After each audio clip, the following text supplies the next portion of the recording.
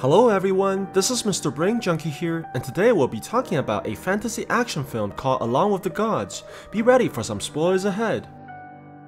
Somewhere in the population center of Korea, a large building is burning in flames while a firefighter named Han jumps out from the building trying to save a civilian's life. His robe is burned by the raging heat, causing him to fall quickly onto the ground without landing on the safety cushion. His entire life flashes before his eyes, but surprisingly, the man is able to wake up after saving the little girl from being killed. He gets up and rushes towards the girl's family, trying to see if the victim is hurt, but no matter how hard he talks, no one seems to be responding. Suddenly, he hears a voice calling his name from afar and sees two people in suits smiling towards him amidst the chaos. Han tries telling them to step away from the falling debris, but soon notices the firefighters trying to save a man who looks exactly like the main character himself. The woman named Chun tells Han that he's a paragon before he died, and they're here to assist him through the 7 trials of judgments. The other guardian called Mac tells him that their leader is waiting for them before the gates towards the trials, and they have to go there right now.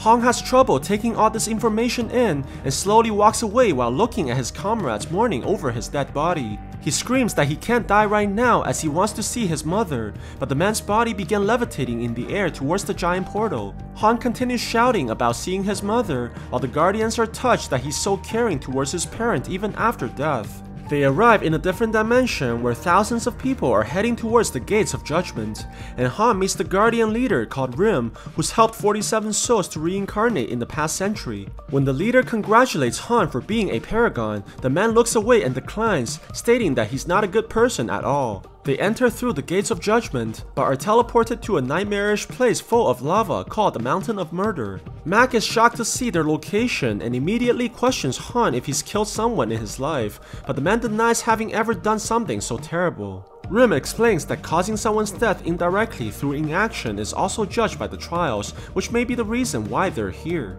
Han arrives on a stadium where large doors on the ground opens up, revealing a giant pit filled with lava. The people who are punished try desperately to climb out, but they continuously burn inside the sea of flames. The prosecutors begin the trial by accusing Han of not saving one of his colleagues when he had the chance to do so, which eventually led to the man's death. They demand that Han suffers inside the lava pit for 5 years in order to atone the sin of not saving his friend. Rim defends the man by requesting to closer examine on what really happened at the incident. Apparently, Han did try to desperately save his friend at the scene, but they couldn't move the stone that the firefighter was trapped under. After realizing the hopeless situation, his colleague told him to leave and save the other civilians instead. Because of Han's decision, he was able to save 8 people that night. Rim argues that the man's heroism should be taken into consideration when judging his decision to leave his friend behind. Seeing the man's bravery at helping others, the judge decides to exonerate him from the charges and allow him to pass on to the next trials. Although Han has won the first hearing, he's greatly affected by the reminder of his colleague's death. He demands to know why the Guardians are helping him, as he doesn't believe himself to be a paragon. It turns out that the Guardians have their own agendas, as they made a deal with the King of Hell who's called Yomra. If the 3 are able to help 49 souls to go through the trials and reincarnate within the century, they can also become humans as well. They eventually arrive at the trial of indolence, where Chun explains all the labors that Han has completed. The man has never been lazy throughout his life and always helped others no matter where he went. This even means knocking over a beehive and subjecting his whole team to terrible stings, or rescuing some grumpy cat on the edge of a building and breaking the owner's Lamborghini with his head. The judge was so moved by Han's contributions that she orders the prosecutors to immediately build a statue in honor of the paragon. However, when she inquires about why the man wanted to live his life so fully, Han replied that the reason was simply for money. Upon hearing the man's answer, the judge quickly changes her verdict and tells the prosecutors to send Han into the punishment, where a giant machine chases after all the people guilty of indolence, crushing their bones and feeding them to the fishes. The Guardians try their best to help their defendant and begs the goddess to look closer at the man's life. The reason Han worked so hard to make money was because he wanted to support his mother who was sick and his brother who wanted to go to law school. Han worked so hard that he often disregarded his own health, and his desire for money is therefore not due to selfishness. After realizing the man's true motivations, the goddess finds that Han is not guilty as he only wanted to help his family. The group quickly boards the boat that will take them to the next location, but before they can celebrate, they notice that they're being pursued by numerous monsters. The team unleashes their weapons and tries their best to defend against the creatures. They're able to defeat many of the enemies by cutting them into pieces, but the captain eventually gets knocked over the ship and barely hangs on. Mac is forced to defend the ship all by himself while giving his leader the chance to recover. In the final moment, Mac strikes a large stone pillar that causes the rocks to fall, finally saving them from the monster's pursuit. The man explains that this can only happen because the family of Han has died and became a vengeful spirit. In order to stop other monsters from pursuing them in the future, Rim decides to visit Han's family in order to find out the truth about what happened. He goes to Han's residence and notices that the mother is clearly alive. This can only mean that it was the brother Su who died and turned into a vengeful spirit. The evil aura tries to run away while the guardian chases closely behind. Rim tries to stop the spirit by catching and using his weapon, but the ghost manages to avoid the attacks from behind.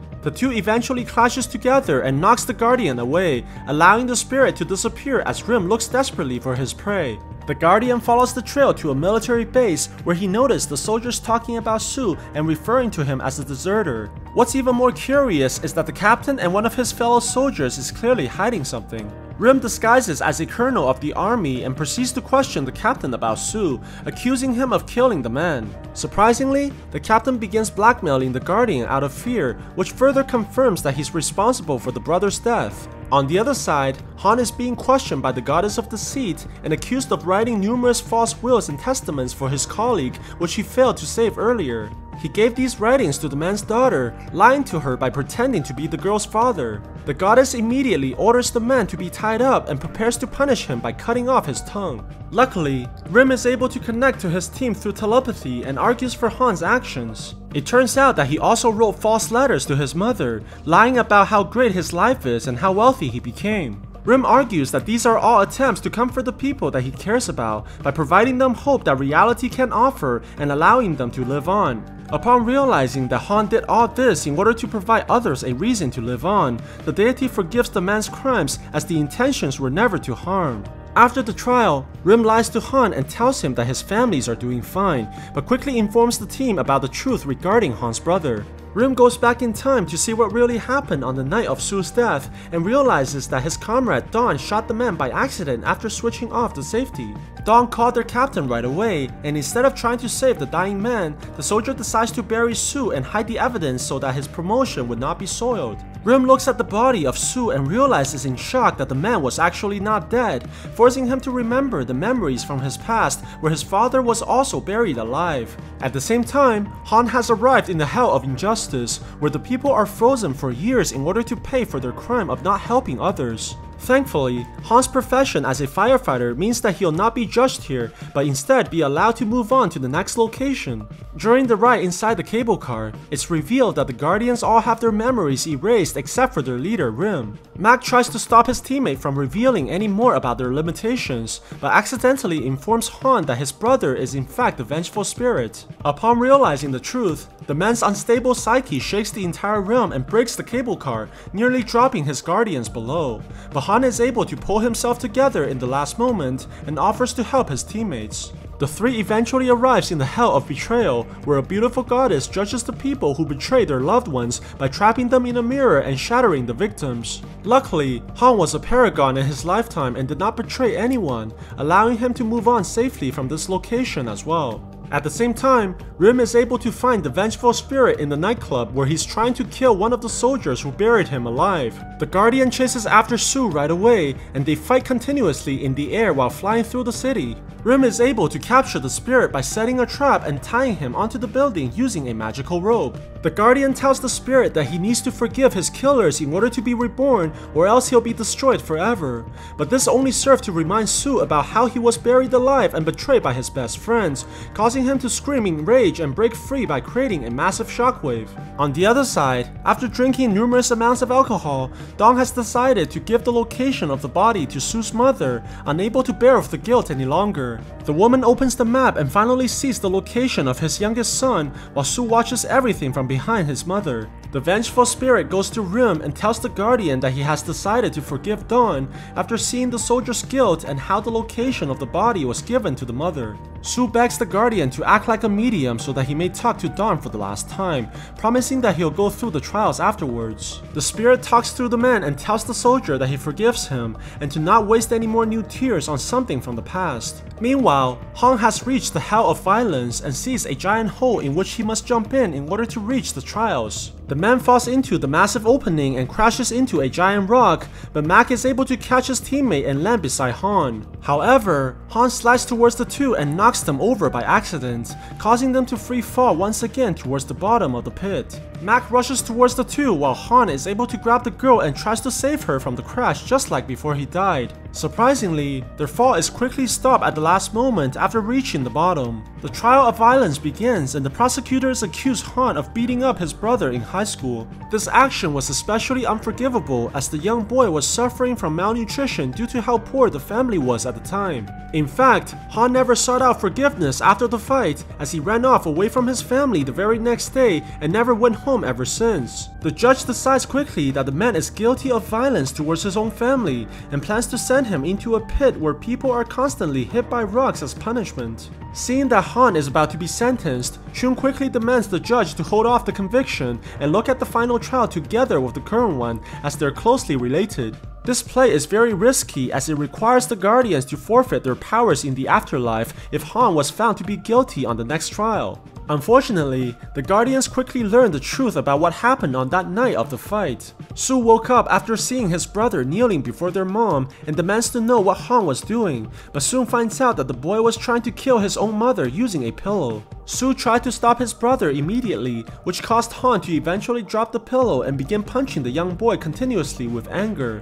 It turns out that Han felt very hopeless at the time of his life as their family was so poor and his mother was gravely ill. The only way he believed that can end their suffering was through death and nothing else. This is also why he felt extremely guilty afterwards and ran away from home, never returning to his family ever again. After hearing this, the Guardians become hopeless as they realize that there is no way they can win the trials now, especially in the final hell of filial impiety. At the same time, Rim is trying to bring Sue towards his body so that the spirit can finally begin the journey towards reincarnation as well. When they arrive at the military camp, Sue is surprised to see that his mother is here, begging the soldiers to bring her to her son's body. The captain of the army sees this and rushes towards the woman, ripping her signs into pieces and pushing her onto the ground, causing her to faint in the exertion. Sue sees that his mother is being attacked by his killer and becomes engulfed in rage, quickly turning into the vengeful spirit that he was before. He breaks free from the restraints and grabs onto the Guardian,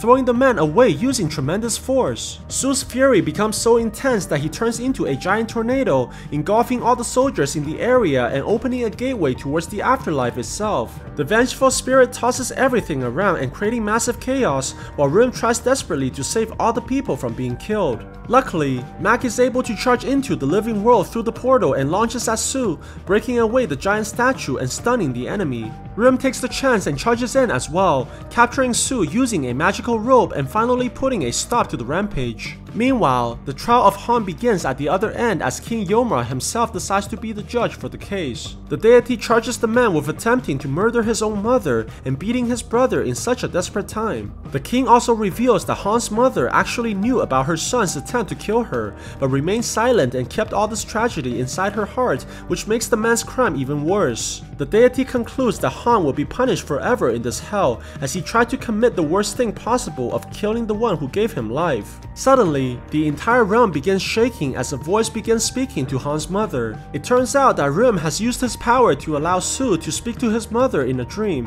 and the son apologizes for his brother. Sue tells the woman that Han has worked non-stop for 15 years in order to support them ever since that night after feeling guilty for what he did. Surprisingly, the mother reveals that she has forgiven her son a long time ago and apologizes herself for not being able to provide for her children. Han hears this and falls into tears, while the king himself has been moved by their display of family. The deity decides that he can no longer charge Han for his crimes as the victim has forgave him a long time ago, thus allowing the man to be reincarnated. Han hears this and bows towards Chun, thanking the Guardians for helping him through the journey, before disappearing into the bright lights. Back in the mortal realm, Rim has decided to bring Sue as their 49th reincarnation, planning to achieve their deal for the king so that they can be reborn as well. The group arrives inside the hell of filial impiety in front of numerous demons and charges towards the enemies in order to open a way to the king of hell himself. So what do you guys think about this movie? Let me know in the comments below. And if you like my video, please press like and subscribe for more. I'll see you guys next time.